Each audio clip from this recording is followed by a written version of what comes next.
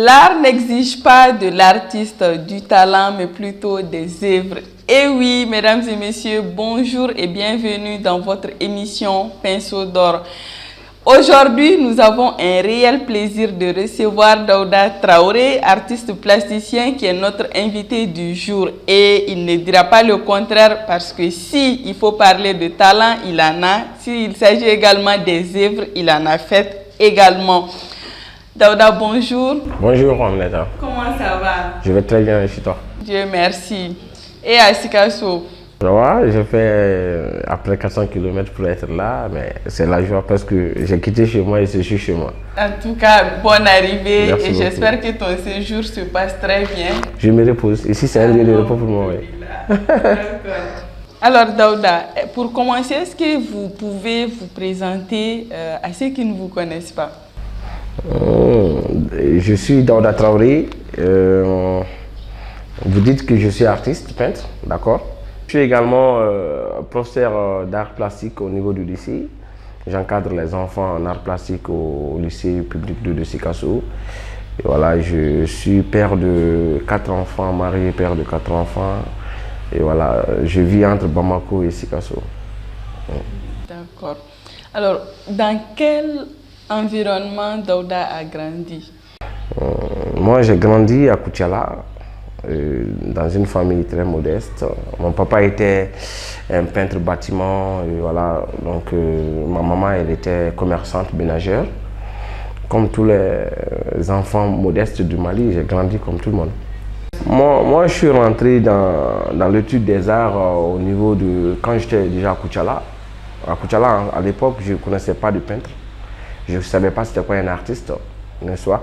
Et du coup, j'accompagnais le papa dans les chantiers. On faisait des mélanges de couleurs ensemble. Bon, je pourrais peut-être dire que c'est là-bas que j'ai découvert le goût de la couleur et de la peinture. Mais non, quand vous parlez de l'art en tant que tel, moi je dirais que l'art, je l'ai découvert quand j'étais au conservatoire, même pas à l'INA, quoi. J'étais au conservatoire parce que j'ai eu une formation académique quand même des arts. J'ai fait l'INA, l'Institut national des arts, INA, je l'ai fait 4 ans. Et après cela, j'ai fait également le conservatoire des arts. J'ai un master en art plastique. Donc c'est là-bas réellement que j'ai su c'était quoi l'art. Le conservatoire, c'est le niveau supérieur.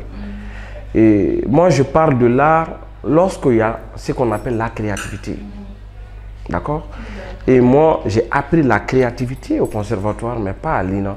Okay. À l'INA, j'ai appris les b.a.-ba du dessin. Comment maîtriser une proportion, comment respecter une mise en page, n'est-ce pas? Comment il faut définir les couleurs, comment est-ce qu'il faut faire des mélanges de couleurs. Mais la pratique artistique, c'est ce que moi j'appelle l'art, en fait. Cette pratique artistique, moi, je l'ai découverte quand j'étais... Et puis déjà, au niveau de l'INA, on n'avait pas... la latitude, n'est-ce pas, ou encore la chance d'être en contact avec des livres de l'art. Bien vrai qu'il y avait une bibliothèque, mais c'est aussi un peu notre faute aussi, on ne partait pas à la bibliothèque. Et il faut reconnaître aussi qu'on n'était pas trop motivé pour y aller, au fait. Donc c'était juste apprendre le dessin, faire la couleur et tout. Maintenant, quand on est arrivé au niveau du conservatoire, nous avons eu la chance de rencontrer des professeurs qui sont des étrangers, des Cubains, parce que c'est des Cubains qui nous ont formés. Et la majeure partie de leur temps, ce n'était pas les dessins de proportion ou encore les dessins de personnages. Et ils nous ont attaqué directement sur le front de la création. Et c'est là que moi j'ai su qu'un trait tracé peut être représenté comme une œuvre d'art, en fait.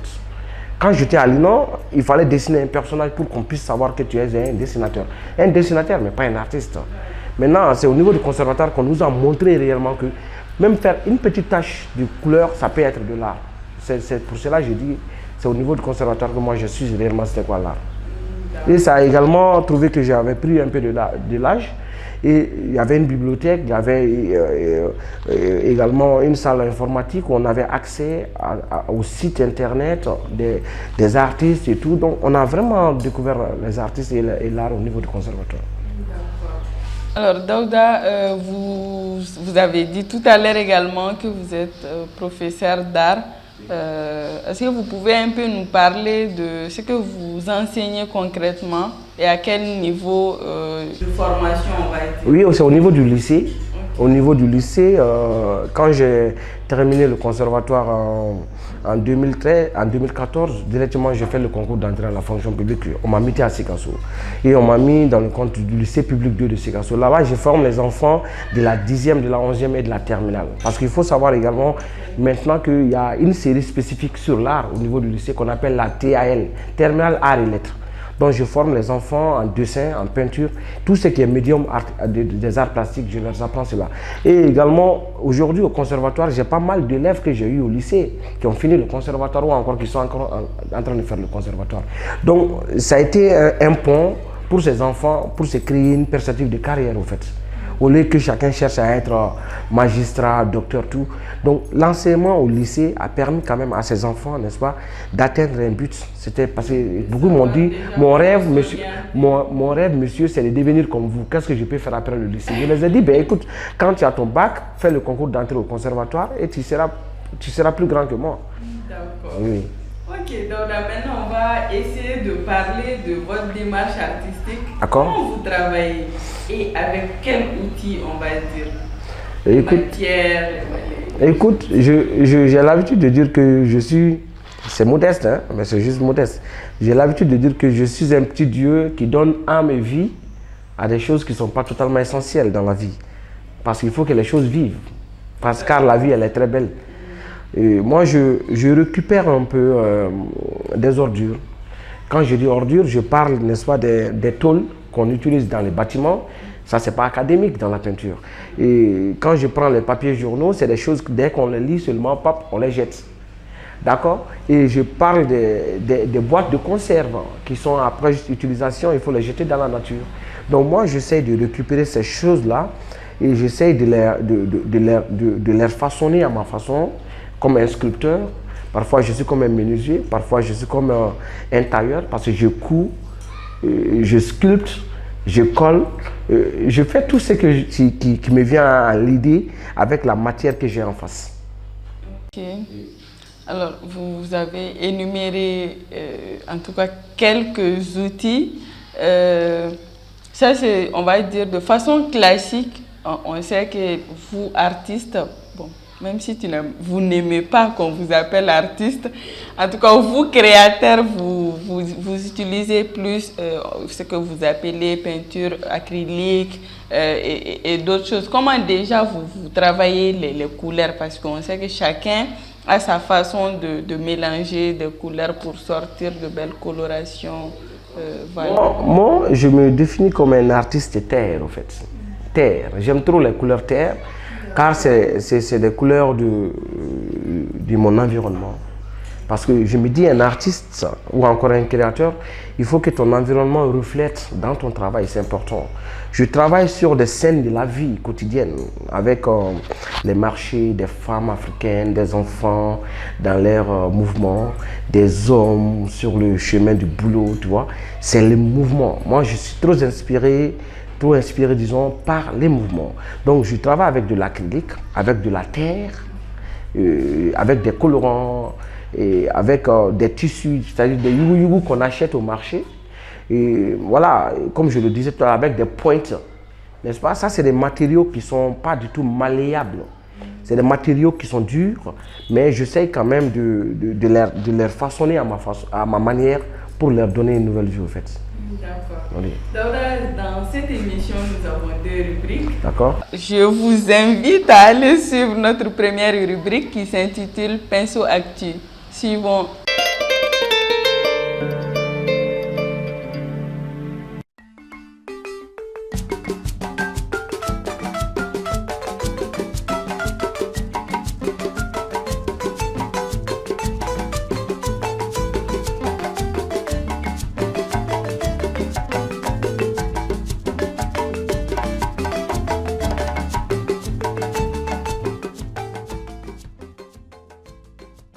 Je suis artiste plasticien sortant du conservatoire. Je suis un artiste qui fait de la récupération et je suis également membre d'un collectif appelé Team Art, un collectif de 10 artistes qui travaillent ensemble. J'ai exposé un certain nombre de fois déjà à Bamako. C'est une première ici à l'espace Blabla. Donc j'expose une nouvelle série qui sont pour la plupart des grands formats.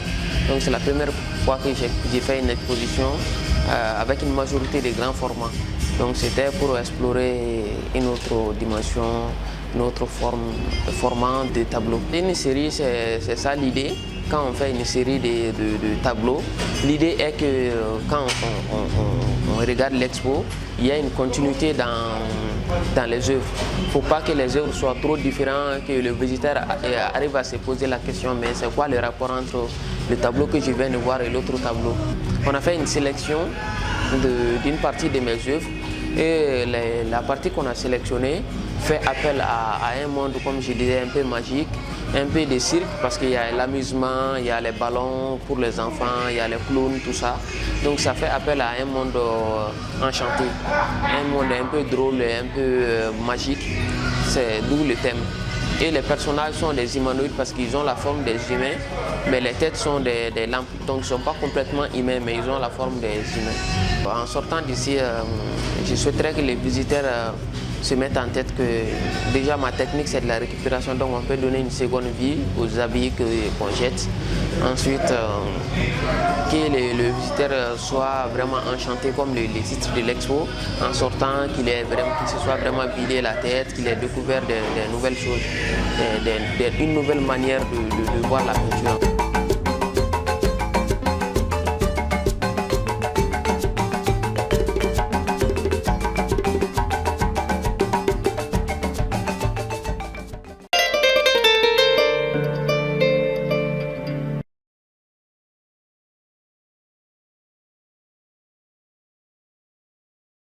Daouda Traoré, plasticien et professeur d'art également, c'est important de le signaler. Alors Daouda, est-ce que vous pouvez nous parler un peu de, comment dire ça, voilà, de votre conception et de votre méthode de transmission de ce qu'est la discipline artistique. Donc, qu'est-ce que l'art pour vous? Qu'est-ce que la peinture? Puisque vous faites plus de peinture qu'autre chose. Donc, en tant qu'enseignant ou professeur, est-ce que vous pouvez un peu nous parler de votre perception de la chose? Il y a trouvé une définition à la peinture à ma manière. En fait, moi, je définis la peinture comme un moyen d'expression typiquement, comment on va dire, original, qu'une personne pourrait faire à partir de n'importe quel objet ou encore à partir de n'importe quel produit qu'il a à sa disposition. Parce que la peinture n'est pas que liquide au fait.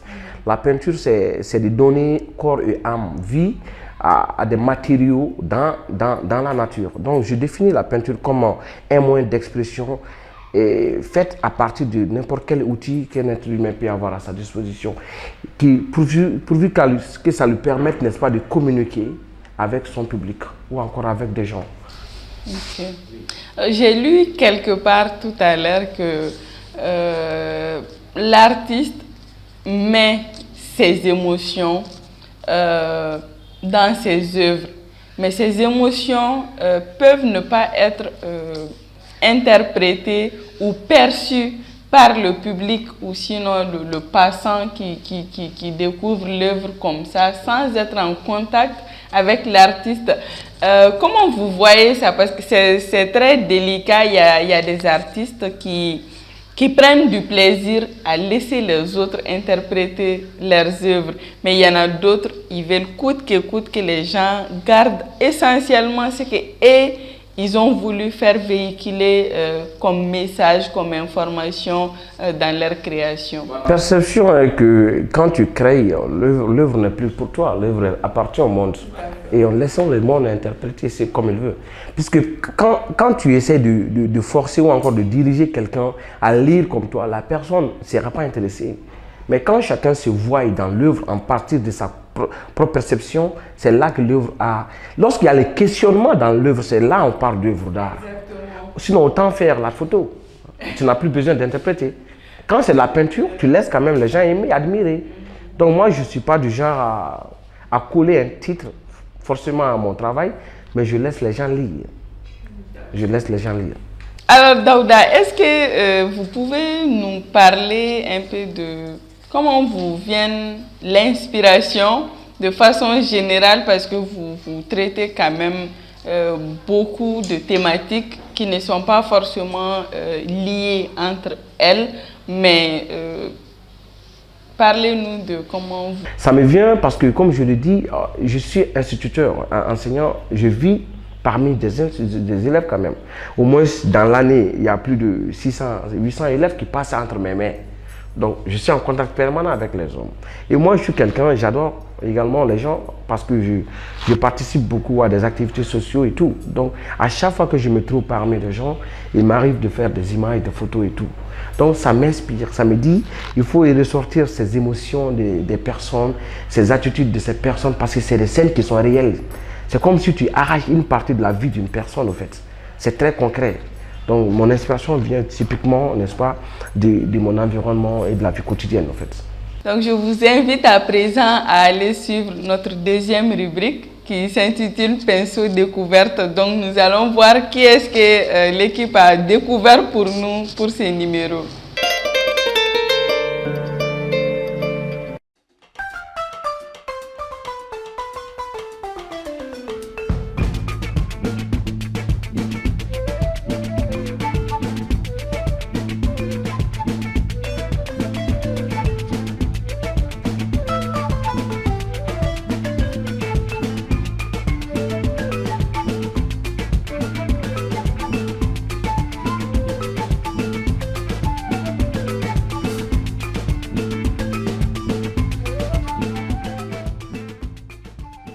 Je m'appelle Alassane Bouri Yatara.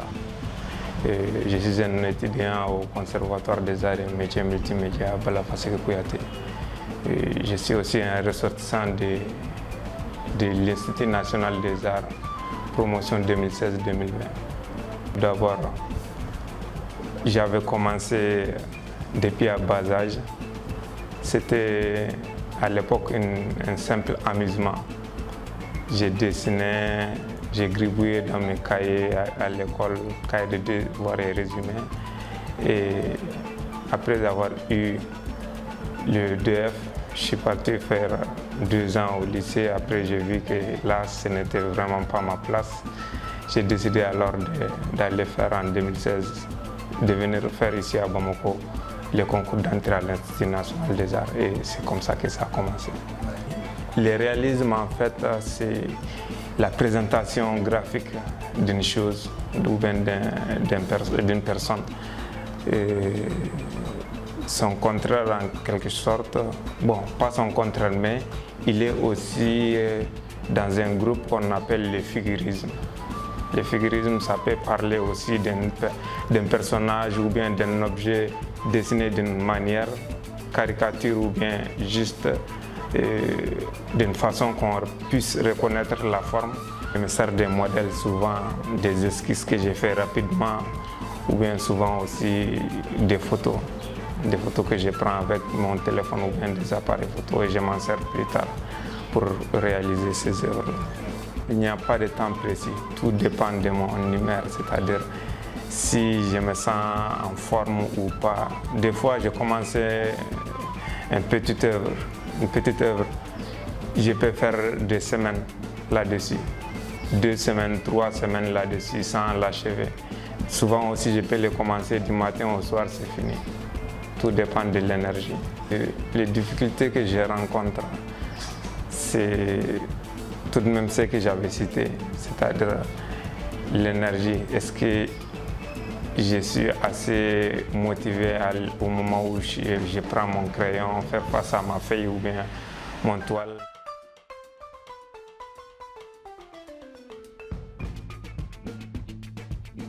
Le travail que je fais actuellement en dehors de la peinture et le dessin, c'est les métiers multimédia. C'est-à-dire j'ai fait la photographie, l'infographie et surtout la 3D design. Voilà, et je suis très passionné du cinéma aussi. Et en 3D, ce qui m'intéresse surtout en 3D, c'est le cinéma. Je réalise des maquettes pour des amis qui sont aussi infographes. Et puis j'ai fait des modélisations aussi pour des projets cinématographiques. Je travaille avec un ami qui a été soutenu l'année dernière, c'est son film qui a été projeté dernièrement au FESPACO, parmi les films d'animation 3D.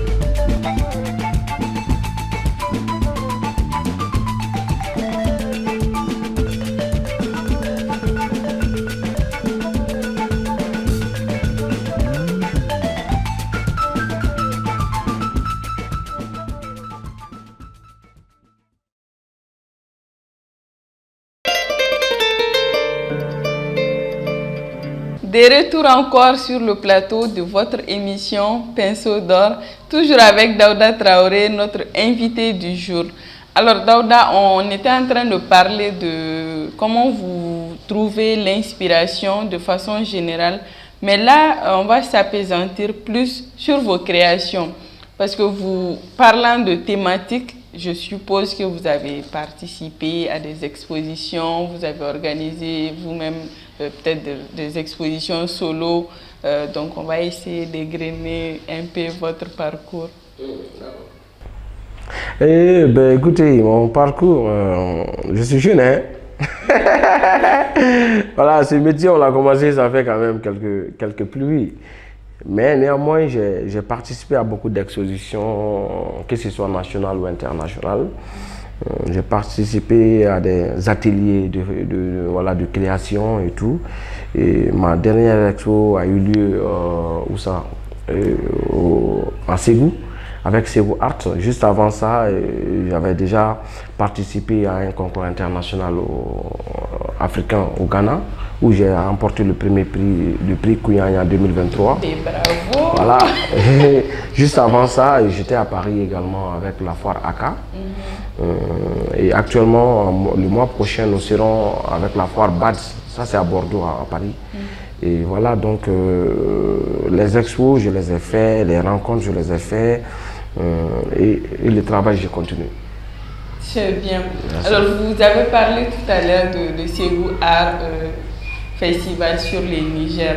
Est-ce que cette année, pour la 19e édition, on va préciser, vous avez participé à l'exposition dans la salle 1. Est-ce qu'auparavant, vous aviez déjà postulé? Si oui, est-ce que vous avez eu des prix?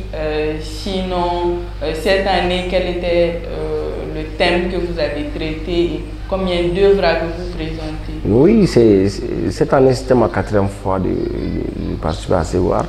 Okay. Il faut reconnaître que je n'ai jamais apporté de prix à Ségou. Mais pour moi, ce n'est pas totalement important. L'essentiel, c'est de travailler, de présenter ce qu'on fait. Et cette année, j'ai été très content parce qu'on a nos jeunes frères quand même qui ont remporté. Les prix ont été tous remportés par les jeunes frères. C'est très bien. Et puis, ils ont mérité, hein, en réalité. Ils ont mérité. Cette année, moi, j'avais présenté 4 tableaux, 4 toiles à Ségou. Et ça parlait un peu de la justice et ça parlait de ce qu'on appelle l'amour entre les hommes. Parce que moi, j'ai traité une thématique que j'ai appelée les pêcheurs d'espoir. Les pêcheurs d'espoir, c'est encore autour de l'homme, quoi. Donc, c'est des pêcheurs qui partent au plus profond de l'eau, n'est-ce pas, pour avoir un peu leur butin. Donc, moi, j'ai dit, l'amour doit être quelque chose que nous devons aller creuser au plus profond de nous. Et il faut de la justice et de l'amour pour trouver un équilibre dans le monde. Donc j'essaie de critiquer la société, j'essaie de critiquer les responsables politiques par rapport à leur comportement, par rapport au changement de comportement, afin que les gens qui sont sous leur gouverne puissent être un peu dans un équilibre social. Parce qu'il y a trop d'équilibre social dans nos sociétés. Et moi, en tant qu'artiste, pour moi, mes couleurs et mes matériaux me permettent, n'est-ce pas, de toucher ces sensibilités-là, afin qu'ils puissent voir ce côté également, et afin que chacun puisse se sentir un peu dans son environnement en tant que Malien, en tant qu'Africain, en tant qu'être humain. Après avoir fait ces œuvres-là, quelle satisfaction personnelle vous avez eue?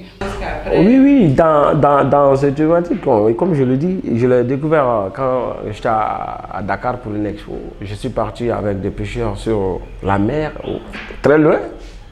Donc je fais des photos, des images. J'ai vu un peu le temps qu'il prenait sous l'eau avant de sortir avec quelque chose. Ça m'a... Parce que moi, je ne peux pas faire ça, en fait. Ça demande la Moi, patience. j'ai trop peur de l'eau, mais je suis allé quand même.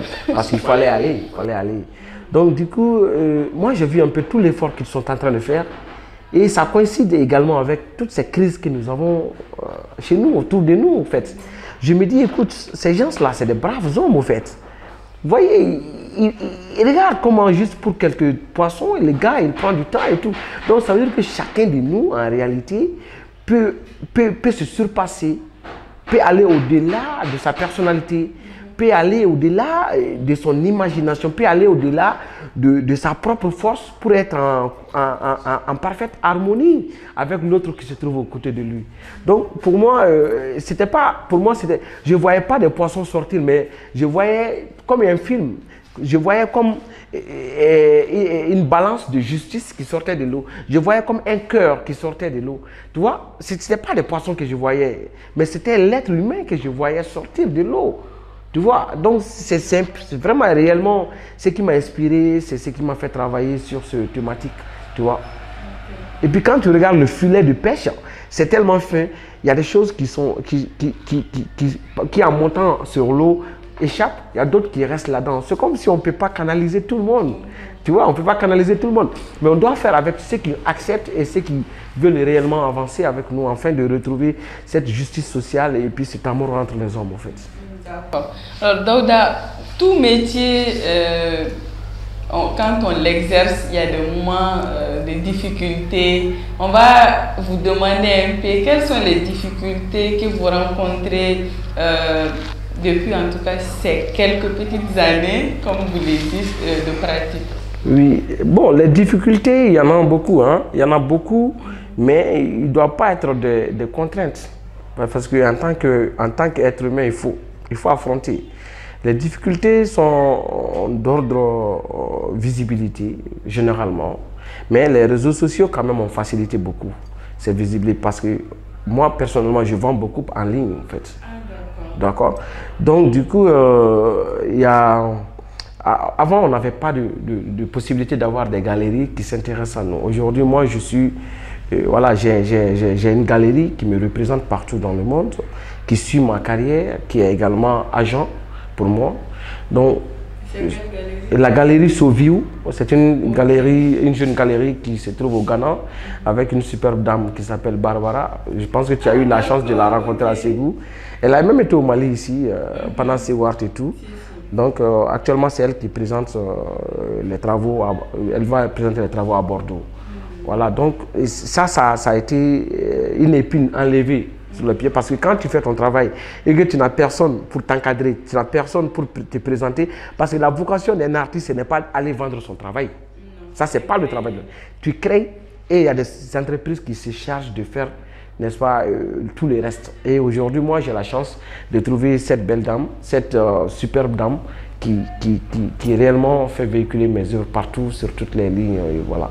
Qu'est-ce qui fait la particularité de Daouda en tant qu'artiste? Qu'est-ce qui fait que dès qu'on voit une de vos œuvres, qu'on reconnaisse ces tableaux ou cette toile, c'est Daouda? Vous voulez parler de ma signature? En fait, moi, je me définis comme un artiste brutal. C'est comme ça voilà, c'est une qualification que les gens... Mais ils me l'ont dit, les gens me disent, ah ben écoute, tu es tellement brutal que là on sent cette brutalité dans ton travail. Parce que moi j'ai osé quand même aller affronter des matériaux qui ne sont pas trop sollicités dans la peinture académique. Et ça c'est un de deux.